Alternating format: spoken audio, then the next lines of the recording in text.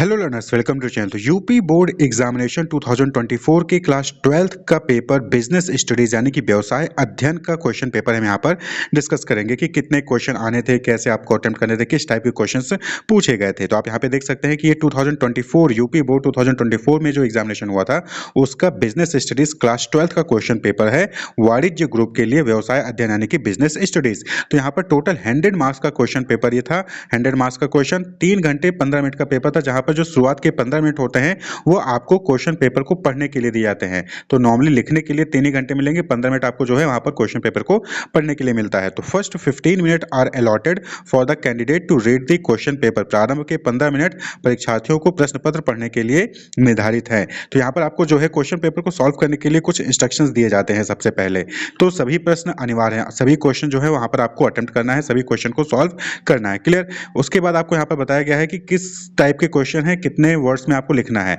तो 1 से लेकर 10 तक जो क्वेश्चन होते हैं वो बहुविकल्पीय होते हैं, यानी कि एमसीक्यू एग्जामिनेशन है। 4 ऑप्शन मिलते हैं, एक ऑप्शन सही होगा, आपको उसको जो है लिखना होता है। तो 1 से लेकर 10 तक जो है वो बहुविकल्पीय होंगे, यानी कि एमसीक्यू मल्टीपल चॉइस टाइप के होंगे। वहीं पर 11 से 20 क्वेश्चन नंबर 11 से 20 तक जो है वो अति लघु उत्तरीय होते हैं। अति लघु उत्तरीय यानी कि वेरी शॉर्ट आंसर टाइप होते हैं, और उनके जो आंसर आपको 30 शब्दों में 30 वर्ड्स में आंसर लिखने होते हैं, जो कि क्वेश्चन नंबर 11 से 20 वाले हैं। उसके बाद क्वेश्चन नंबर 21 से 26 तक लघु उत्तरीय होते हैं। लघु उत्तरीय यानी कि यहाँ पर क्या हो गया, शॉर्ट आंसर टाइप क्वेश्चन हो गए, और उनको जो है आपको 100 वर्ड्स में 100 शब्दों में जो है आपको वहां पर उनका आंसर लिखना है। और वहीं पर 27 से 30 तक जो क्वेश्चन होंगे वो 250 शब्दों में आपको जो है उनका आंसर लिखना है, वो दीर्घ उत्तरीय होते हैं, यानी कि लॉन्ग आंसर टाइप होते हैं। क्लियर। तो क्वेश्चन 1 से लेकर 10 तक मल्टीपल चॉइस क्वेश्चन हो गए। क्वेश्चन नंबर 11 से 20 तक वेरी शॉर्ट आंसर हो गए, जिनको 30 वर्ड में लिखना है।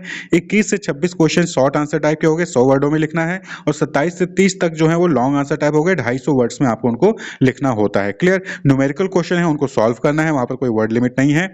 अगर न्यूमेरिकल क्वेश्चन है तो उसको सॉल्व करना है, और सभी क्वेश्चन कौन सा क्वेश्चन कितने मार्क्स का है वो क्वेश्चन के आगे ही मेंशन किया गया है। क्लियर। तो ये इंस्ट्रक्शंस है जो कि आपको ध्यान में रखना है कि यहाँ पर एमसीक्यू, वेरी शॉर्ट आंसर और लॉन्ग आंसर, 4 टाइप के क्वेश्चन आपको यहाँ पर देखने को मिलेंगे। तो जो क्वेश्चन पेपर का मीडियम है वो हिंदी और इंग्लिश दोनों में ही आपको यहाँ पर क्वेश्चन देखने को मिलेंगे। तो सबसे पहले मल्टीपल चॉइस टाइप क्वेश्चन, बहुविकल्पीय प्रश्न आपको देखने को मिलेंगे।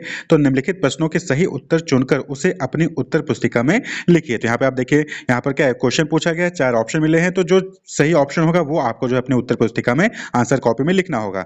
तो हेनरी फ्योल का जन्म हुआ था, तो सही ऑप्शन आपको लिखना है। न्यूटन होता है, उपक्रम में संगठन की स्थापना करता है, तो 4 में से जो भी सही होगा वो आपको करेक्ट ऑप्शन चूज करके यहाँ पर लिखना होगा। तो इसी तरीके से जो एमसीक्यू क्वेश्चन है वो कितने हैं, 10 एमसीक्यू क्वेश्चन आपसे पूछे जाएंगे। तो यहाँ पर पहले हिंदी में दिख रहा है, उसके बाद इंग्लिश में ही, ये एमसीक्यू इंग्लिश में भी है। तो आपको जिस भी लैंग्वेज में इजी लगे आप जो है उस लैंग्वेज में आप आंसर क्वेश्चन को रीड कर सकते हैं और उसके अकॉर्डिंग आंसर्स आप अपना लिख सकते हैं।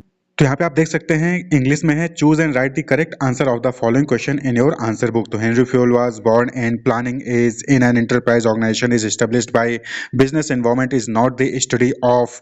तो आपको अब जो है करेक्ट ऑप्शन चूज करना होता है, social environment, economic environment, legal environment. Business environment में हम किस चीज की स्टडी को नहीं इन्वॉल्व करते हैं, तो कैपिटल आउटपुट रेशियो, ये जो है फाइनेंशियल मैनेजमेंट का है, बिजनेस एनवायरनमेंट में इसको नहीं कंसीडर करते हैं। तो social, economical, political, legal, cultural, natural, ये सब बिजनेस एनवायरनमेंट में आते हैं, कैपिटल आउटपुट रेशियो नहीं आता। तो करेक्ट ऑप्शन क्या हो जाएगा, और क्वेश्चन नंबर 4 के लिए ऑप्शन नंबर 4। तो इस तरीके से जो है आपको करेक्ट ऑप्शन चूज करके आंसर कॉपी में लिखना होगा। फिफ्थ क्वेश्चन है, which of the following leadership style is deemed unsuitable for a business enterprise. Sixth question था, which one of the following is included in the process of controlling technique. Seventh था, which one of the following is not a characteristic of training. Eighth है, which of the following is not the principle of organisation. Ninth था, which one of the following is not the external source of recruitment. और वहीं पर 10th question है कि which one of the following is not a method of on the job training, यानी कि job करते हुए ट्रेनिंग देने का कौन सा मेथड नहीं है। तो internship training, job rotation, role playing method, apprenticeship training. तो आपको जो है करेक्ट ऑप्शन चूज करके आंसर कॉपी में लिखना होगा। उसके बाद क्वेश्चन नंबर 11 से क्या हो जाएगा, वेरी शॉर्ट आंसर टाइप के क्वेश्चन शुरू हो जाएंगे, जहां पर आपको 30 वर्ड्स में आंसर्स लिखने हैं। यहाँ पे आप देख सकते हैं very short answer type question, यानी कि अति लघु उत्तरीय प्रश्न। तो सबसे पहला question number 11, what is meant by staffing? नियुक्तिकरण का क्या आशय है? क्वेश्चन नंबर 12 था, भर्ती के आंतरिक स्रोत को अधिक किफायती क्यों माना जाता है? Why is internal source of recruitment considered more economical? तो जो आप देखेंगे ये very short answer type question, ये 2-2 मार्क्स के हैं। जो एमसीक्यू थे 1-1 मार्क्स के थे, और ये जो very short answer type question है 2-2 मार्क्स के हैं। क्वेश्चन नंबर 13 है, नेतृत्व की कौन सी व्यवस्था तब तक शक्ति के प्रयोग पर विश्वास नहीं करती जब तक कि यह बहुत आवश्यक न हो? Which system of leadership does not trust on the use of power until it is not very necessary? Question number 14 है, व्यावसायिक वातावरण को परिभाषित कीजिए, define business environment. Question number 15 है, उपभोक्ता संरक्षण अधिनियम के अंतर्गत उपभोक्ताओं को उपलब्ध 2 छूट लिखिए। Write two exemptions available to consumers under the consumer protection act. Question number 16 है, उपभोक्ता उत्पादों की पैकेजिंग के 2 लाभ सूचीबद्ध कीजिए। List 2 advantage of packaging of consumer product. 17 है, discuss 2 objective of financial planning, वित्तीय नियोजन के 2 उद्देश्यों पर चर्चा कीजिए। क्वेश्चन नंबर 18 है, state 2 features of staffing, staffing के 2 लक्षण बताइए। क्वेश्चन नंबर 19 है, what is the importance of a leader in modern times? आधुनिक समय में नेता का क्या महत्व है? क्वेश्चन नंबर 20 है, दीर्घकालीन तथा अल्पकालीन नियोजन में अंतर बताइए। Differentiate between long time planning and short time planning. तो क्वेश्चन नंबर 11 से 20 तक very short type answer question थे, 2-2 मार्क्स के थे। उसके बाद फिर 21 से जो है शॉर्ट आंसर टाइप क्वेश्चन शुरू हो जाता है, लघु उत्तरीय प्रश्न, जो कि 5-5 मार्क्स के क्वेश्चन आपको यहाँ पर देखने को मिलेंगे।